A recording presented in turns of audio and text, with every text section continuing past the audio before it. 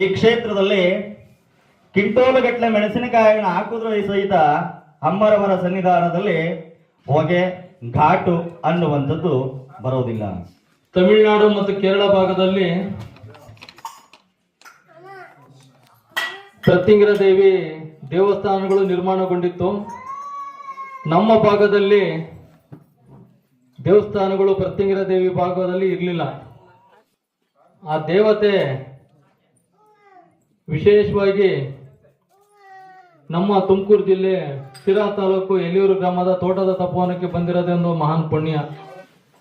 ಪ್ರತ್ಯಂಗಿರ ದೇವಿ ಯಾರು, ಪ್ರತ್ಯಂಗಿರ ದೇವಿ ಯಾವ ರೀತಿ ಆ ತಾಯಿ ನಮ್ಮ ಭೂಲೋಕಕ್ಕೆ ಬಂದು ಅನ್ನೋ ಒಂದು ವಿಚಾರವನ್ನ ನಮ್ಮ ಮೈಸೂರು ಭಾಗದಲ್ಲಿ ವಿದ್ಯಾಭ್ಯಾಸವನ್ನು ಕಲಿತಂತ ವೇದಮೂರ್ತಿ ರುದ್ರೇಶ್ ಶಾಸ್ತ್ರಿಗಳು ಈಗ ಅದರ ಕಥೆಯನ್ನು ಹೇಳ್ತಾರೆ. ಎಲ್ಲರೂ ಕೂಡ ಕೇಳಿಸ್ಕೋಬೇಕು, ಗಲಾಟೆ ಮಾಡಬೇಡಿ. ನಮಃ ಯದ್ಭಾಸ ಭಾಸತೆ ವಿಶ್ವಂ ಯತ್ಸುಖೇ ನಾನಮೋದತೆ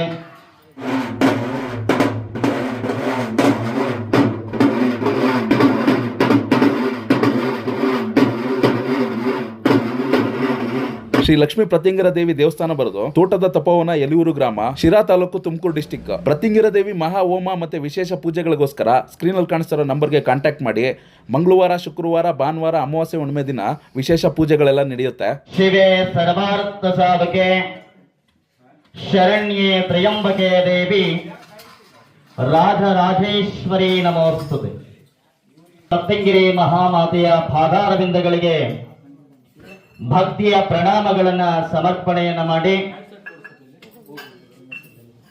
ಶುಭ ಗೋಧೂಳಿ ಲಗ್ನ ಸಮಯದಲ್ಲಿ ಲೋಕ ಕಲ್ಯಾಣಾರ್ಥವಾಗಿ,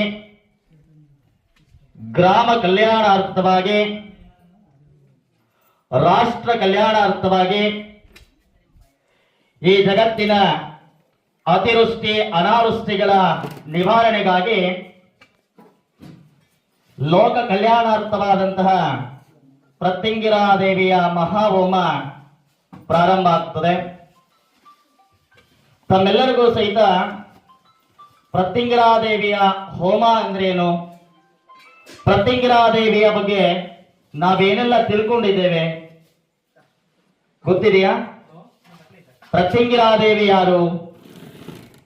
ಪ್ರತ್ಯಂಗಿರಾ ದೇವಿಯ ದೇವಾಲಯವನ್ನ ನಾವು ಕರ್ನಾಟಕದಲ್ಲಿ ಬೆರಳೆಣಿಕೆಯಷ್ಟು ಅಷ್ಟನ್ನ ಮಾತ್ರ ನೋಡಬಹುದು. ಜಗಜ್ಜನನಿಯ ದೇವಸ್ಥಾನಗಳು ಕೇರಳದಲ್ಲಿ ಮತ್ತೆ ತಮಿಳುನಾಡಲ್ಲಿ ನಾವು ದೇವಸ್ಥಾನಗಳನ್ನ ನೋಡಬಹುದು. ಜಗನ್ಮಾತೆಯ ಸೃಷ್ಟಿ ಹೇಗಾಯಿತು ಅನ್ನೋದ್ರ ಬಗ್ಗೆ ಒಂದು ಕಥಾ ಶ್ರವಣವನ್ನ ಮಾಡಿ ಪೂಜೆಯನ್ನ ಆರಂಭ ಮಾಡೋಣ. ತಮ್ಮೆಲ್ಲರಿಗೂ ಸಹಿತ ಭಕ್ತ ಪ್ರಹ್ಲಾದನ ಕತೆ ಗೊತ್ತಿದೆಯಾ? ಗೊತ್ತಿದೆ ಅಂದ್ರೆ ಗೊತ್ತಿದೆ ಅನ್ನಿ, ಇಲ್ಲ ಅಂದ್ರೆ ಇಲ್ಲ ಅನ್ನಿ. ಭಕ್ತ ಪ್ರಹ್ಲಾದನ ಕತೆ ಗೊತ್ತಿದೆಯಾ? ಭಕ್ತ ಪ್ರಹ್ಲಾದನ ಕಥೆಯಲ್ಲಿ ಸಾಕ್ಷಾತ್ ನರಸಿಂಹ ಸ್ವಾಮಿ ಹಿರಣ್ಯಕಶ್ಯಪುವಿನ ಹೊಟ್ಟೆಯನ್ನು ಸೀಳಿ ಆತನಲ್ಲಿದ್ದಂತಹ ರಾಕ್ಷಸಾಂಶವನ್ನ ನಿರ್ನಾಮ ಮಾಡುವಂಥದ್ದು ದೇವಾನುದೇವತೆಗಳಿಗೂ ಸಹಿತ ಬಿಡೋದಿಲ್ಲ. ಆ ಹಿರಣ್ಯಕಶ್ಯಪುವಿನಲ್ಲಿದ್ದಂತಹ ರಾಕ್ಷಸ ಅಂಶ ನಾರಸಿಂಹನಿಗೆ ಸೇರಿಕೊಳ್ಳುತ್ತದೆ.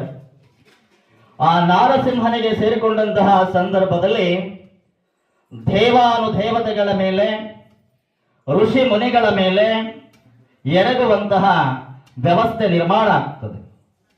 ಆಗ ದೇವಾನುದೇವತೆಗಳು, ಋಷಿಮುನಿಗಳು ಸಹಿತ ಜಗದೀಶ್ವರನನ್ನ ಕುರಿತು ಘೋರವಾದಂತಹ ತಪಸ್ಸನ್ನ ಆಚರಣೆ ಮಾಡುತ್ತಾರೆ. ಘೋರವಾದಂತಹ ತಪಸ್ಸನ್ನ ಆಚರಣೆ ಮಾಡಿದಾಗ ಪರಮೇಶ್ವರ ತನ್ನ ಉರಿನೇತ್ರದಿಂದ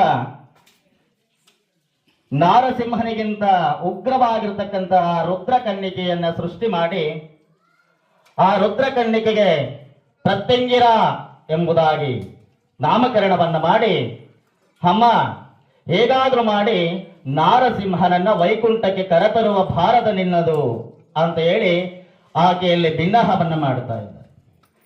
ಪಿಂಡ ಮಾಡಿದಂತಹ ಸಂದರ್ಭದಲ್ಲಿ ಆ ಜಗಜ್ಜನನಿಯಾಗಿರುವಂತಹ ಪ್ರತ್ಯಂಗಿರಾದೇವಿ ಈ ಭೂಲೋಕದ ಕಡೆ ಬರ್ತಾಳೆ. ಭೂಲೋಕದ ಕಡೆ ಬಂದಾಗ ಎಲ್ಲಿ ನೋಡಿದರಲ್ಲಿ ನಾರಸಿಂಹ ಮನುಷ್ಯರ ಮೇಲೆ, ದೇವತೆಗಳ ಮೇಲೆ, ಋಷಿಮುನಿಗಳ ಮೇಲೆ, ಸಾಧುಗಳ ಮೇಲೆ ಎರಗುವಂತಹ ವ್ಯವಸ್ಥೆ ಆಗ್ತದೆ. ಜಗನ್ಮಾತೆ ಮಾತೃ ಸ್ವರೂಪಿಣಿ ಬಹಳ ಚಿಂತೆಯನ್ನು ಮಾಡ್ತಾಳೆ. ನಾನು ಪರಮೇಶ್ವರನಿಗೆ ವಾಗ್ದಾನವನ್ನು ಕೊಟ್ಟು ಬಂದಿದ್ದೇನೆ, ಹೇಗಾದ್ರೂ ಮಾಡಿ ನಾನು ಜಗಜ್ಜನನಿ ನಾರಸಿಂಹನನ್ನ ನಾನು ವೈಕುಂಠಕ್ಕೆ ಕರೆದುಕೊಂಡು ಬರ್ತೇನೆ. ಇವಾಗ ಯುದ್ಧಕ್ಕೆ ನಿಂತರೆ ಏನಾಗ್ತದೆ? ನಾರಸಿಂಹನಿಗಿಂತಲೂ ಬಹಳ ಉಗ್ರವಾಗಿರುವಂತಹ ರೂಪ, ನಾರಸಿಂಹನಿಗಿಂತಲೂ ಧೈರ್ಯವಾಗಿರುವಂತಹ ರೂಪ, ಅಷ್ಟಶಕ್ತಿಗಳನ್ನು ಒಳಗೊಂಡಂತಹ ದಿವ್ಯ ಶರೀರ ಪ್ರತ್ಯಂಗಿರಿ ಮಹಾಮಾತೆ. ಆ ಮಹಾಮಾತೆ ಬಹಳ ಯೋಚನೆ ಮಾಡ್ತಾಳೆ. ಯೋಚನೆ ಮಾಡಿ ನಾನು ಏನಾದರೂ ಯುದ್ಧ ಮಾಡಿದ್ರೆ ನಾರಸಿಂಹನೂ ನಾನು ಯುದ್ಧ ಮಾಡಬೇಕಾಗ್ತದೆ, ಸರಿಸಮಾನವಕ್ಕೆ ನಿಂತ್ಕೋಬೇಕಾಗ್ತದೆ. ಏನು ಮಾಡೋದು ಅಂತ ಚಿಂತನೆ ಮಾಡಿ ಮಾತೃ ಸ್ವರೂಪಿ ಕರುಣಾಮಯಿ ಮಹಾಮಾತೆ ಆಗಿ ಯುದ್ಧ ಮಾಡೋದಿಲ್ಲ, ಆತನ ಹತ್ರ ವಾದ ಮಾಡೋದಿಲ್ಲ. ಬಹಳ ಪ್ರೀತಿಯಿಂದ, ಬಹಳ ಅಕ್ಕರೆಯಿಂದ ಆತನನ್ನ ಅಣ್ಣ ಬಾ ವೈಕುಂಠಕ್ಕೆ, ನಿನ್ನ ಕಾರ್ಯ ಮುಗೀತು ಅಂತ ಹೇಳಿ ಕರೀತಾಳೆ. ನೀನು ಭೂಲೋಕದಲ್ಲಿ ಬಂದಂತಹ ಕೆಲಸಗಳೆಲ್ಲ ಮುಗಿದಿದೆಯಣ್ಣ, ನೀನು ಬಾ ವೈಕುಂಠಕ್ಕೆ ಎಂದಾಗ ನಾನಿಷ್ಟು ಕೋಪಿಷ್ಠನಾದರೂ ಸಹಿತ ನನ್ನನ್ನ ಪ್ರೀತಿ ವಾತ್ಸಲ್ಯದಿಂದ ಮಾತನಾಡಿಸುವವರು ಇದ್ದಾರಲ್ಲ ಅಂತೇಳಿ ನಾರಸಿಂಹನ ಮನಸ್ಸು ಬಹಳ ಕರಗಿತು.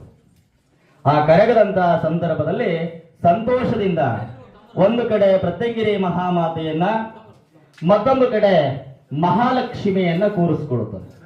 ಹಾಗೆ ನಮ್ಮ ಕ್ಷೇತ್ರದಲ್ಲಿ ಹೆಸರು ಲಕ್ಷ್ಮೀ ಪ್ರತ್ಯಂಗಿರಾದೇವಿ. ಲಕ್ಷ್ಮಿ ಎಲ್ಲಿರ್ತಾಳೆ ಅಲ್ಲಿ ಪ್ರತ್ಯಂಗಿರಾದೇವಿ ಇರ್ತಾಳೆ. ನಾರಸಿಂಹನ ತೊಡೆಯ ಮೇಲೆ ಒಂದು ಕಡೆ ಲಕ್ಷ್ಮಿ, ಮತ್ತೊಂದು ಕಡೆ ಪ್ರತ್ಯಂಗಿರಾದೇವಿ ಇರುವಂಥದ್ದು. ಹಾಗಾಗಿ ಒಂದು ಕಡೆ ಸಹೋದರಿಯನ್ನ, ಮತ್ತೊಂದು ಕಡೆ ಮಹಾಲಕ್ಷ್ಮಿಯನ್ನ ಕೂರಿಸ್ಕೊಂಡು ನಾರಸಿಂಹ ಈ ಭೂಲೋಕದಲ್ಲಿರುವಂತಹ ಕಷ್ಟ ಕಾರ್ಪಣ್ಯಗಳನ್ನ ನಿವಾರಣೆಯನ್ನು ಮಾಡುತ್ತಾ ಸರ್ವ ಯಂತ್ರ ಮಂತ್ರ ತಂತ್ರ ವಾಮಾಚಾರಕ್ಕೆ ಸಂಬಂಧಪಟ್ಟಂತಹ ಎಲ್ಲ ದೋಷಗಳನ್ನ ದುರಿತಗಳನ್ನ ದೂರ ಮಾಡುತ್ತಾ ಜಗಜ್ಜನನಿಯಾಗಿರುವಂತಹ ಮಹಾಮಾತೆಯ ಅನುಗ್ರಹದಿಂದ ನಾವೆಲ್ಲ ಕೇಳಿದ್ದೇವೆ, ಎಲ್ಲ ದೇವಸ್ಥಾನಗಳಲ್ಲಿ ಹೋಮ ಹವನಾದಿಗಳನ್ನು ನೋಡಿದ್ದೇವೆ. ವಿಶೇಷವಾಗಿ ಪ್ರತ್ಯಂಗಿರಿ ಮಹಾಮಾತೆಗೆ ಮೆಣಸಿನಕಾಯಿಯಿಂದ ಹೋಮ ಮಾಡುವಂಥದ್ದು ಕೇಳಿದ್ದೀರಾ, ನೋಡಿದ್ದೀರಾ? ವಿಶೇಷವಾಗಿ ಅಮ್ಮನವರಿಗೆ ಮೆಣಸಿನಕಾಯಿಯಿಂದ ಹೋಮ ಮಾಡೋದ್ರಿಂದ ಅಮ್ಮನವರ ಸಂಪೂರ್ಣವಾಗಿರ್ತಕ್ಕಂತಹ ಫಲ ನಮ್ಮದಾಗ್ತದೆ. ನೀವು ಉದಾಹರಣೆಗೆ ನಿಮ್ಗೆ ಇರ್ಲಿಕ್ಕೆ ಸಾಧ್ಯ ಆಗೋದಿಲ್ಲ, ಆಗ್ತದ? ಕೂರ್ಲಿಕ್ಕೆ ಸಾಧ್ಯ ಆಗೋದಿಲ್ಲ, ನೀವು ಮನೆ ಬಿಟ್ಟು ಆಚೆ ಬಂದ್ಬಿಡ್ತೀರಿ. ಈ ಕ್ಷೇತ್ರದಲ್ಲಿ ಕಿಂಟೋಲುಗಟ್ಟಲೆ ಮೆಣಸಿನಕಾಯಿನ ಹಾಕಿದ್ರೂ ಸಹಿತ ಅಮ್ಮರವರ ಸನ್ನಿಧಾನದಲ್ಲಿ ಹೊಗೆ ಘಾಟು ಅನ್ನುವಂಥದ್ದು ಬರೋದಿಲ್ಲ. ಕಾರಣ ಏನು ಅಂದ್ರೆ ಅಮ್ಮನವರ ದಿವ್ಯವಾದಂತಹ ಆಶೀರ್ವಾದ, ಅಮ್ಮನವರ ಕೃಪಾ ಆಶೀರ್ವಾದದಿಂದ ಸರ್ವ ಸಂಕಷ್ಟಗಳನ್ನ ದಮನ ಮಾಡುತ್ತಾ ಯಾರಿಗೆಲ್ಲ ದೋಷಗಳಿದೆ ಆ ದೋಷಗಳನ್ನೆಲ್ಲವನ್ನ ಸಹಿತ ನಾಶ ಮಾಡುತ್ತಾ ದುಷ್ಟರನ್ನ ನಾಶ ಮಾಡಿ ಧರ್ಮ ಮಾರ್ಗದಲ್ಲಿ ನಡೆಯುವಂತಹ ಜನರಿಗೆ ಧರ್ಮದ ಶ್ರೀರಕ್ಷೆಯನ್ನು ನೀಡುವಂತಹ ಜಗನ್ಮಾತೆ ಮಾತಾ ಪ್ರತ್ಯಂಗಿರಿ ಮಹಾಮಾತೆ. ಹಾಗೆ ಜಗನ್ಮಾತೆಯ ದಿವ್ಯ ದಕ್ಷಿಣಾಶೀರ್ವಾದದಿಂದ ನಾವೆಲ್ಲರೂ ಸಹಿತ ಪುನೀತರಾಗ್ತೇವೆ. ನಮ್ಮ ತುಮಕೂರು ಜಿಲ್ಲೆಯಲ್ಲಿ ಶಿರಾ ತಾಲೂಕಿನಲ್ಲಿ ಮಹಾಮಾತೆಯ ದಿವ್ಯ ದೇವಾಲಯ ಆಗಿರುವಂಥದ್ದು ನಮ್ಮೆಲ್ಲರಿಗೂ ಬಹಳ, ಅಥವಾ ತಮಿಳುನಾಡಿಗೂ ಹೋಗುವಂತಹ ವ್ಯವಸ್ಥೆ ಇತ್ತು. ಅಮ್ಮ ನನಗೆ ಸಂಕಷ್ಟಗಳಿದೆ, ಇಂಥ ಜ್ಯೋತಿಷಿಗಳು ಇಂಥ ಹೋಮ ಮಾಡಿ ಅಂತ ಹೇಳಿದ್ದಾರೆ, ನಾನು ಕೇರಳಕ್ಕೆ ಹೋಗ್ಬೇಕು ಅನ್ನುವಂಥ ವ್ಯವಸ್ಥೆ ಇತ್ತು.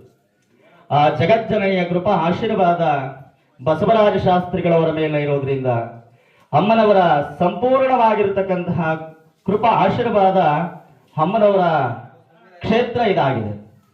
ಸುಮಾರು ವರ್ಷಗಳ ಕಾಲ ಅಮ್ಮನವರು ಈ ಕ್ಷೇತ್ರದಲ್ಲಿ ನೆಲೆಸಿದ್ದಾರೆ. ಸಾವಿರಾರು ಹೋಮ ಹವನಾದಿಗಳು ಈ ಕ್ಷೇತ್ರದಲ್ಲಿ ನಡೆದಿದೆ. ಸಾವಿರಾರು ಹೋಮ ಹವನಾದಿಗಳಾದರೂ ಸಹಿತ ಅಮ್ಮನವರ ಭಕ್ತರ ಸಹಕಾರದೊಂದಿಗೆ ಒಂದು ದಿವ್ಯ ದೇವಾಲಯ ನಿರ್ಮಾಣ ಆಗಿದೆ. ಅಮ್ಮನವರ ಕೃಪಾ ಆಶೀರ್ವಾದ ಸದಾಕಾಲ ಭಕ್ತರ ಮೇಲಿರಲಿ. ಭಕ್ತರ ಎಲ್ಲ ಸರ್ವ ಸಂಕಷ್ಟಗಳು ನಿವಾರಣೆ ಆಗಲಿ. ಹಾಗೆ ಎಲ್ಲ ಭಕ್ತರಿಗೆ ಒಂದು ಕಿವಿ ಮಾತು, ಯಾವುದೇ ಪುಣ್ಯಕ್ಷೇತ್ರಕ್ಕೆ ಹೋಗಿ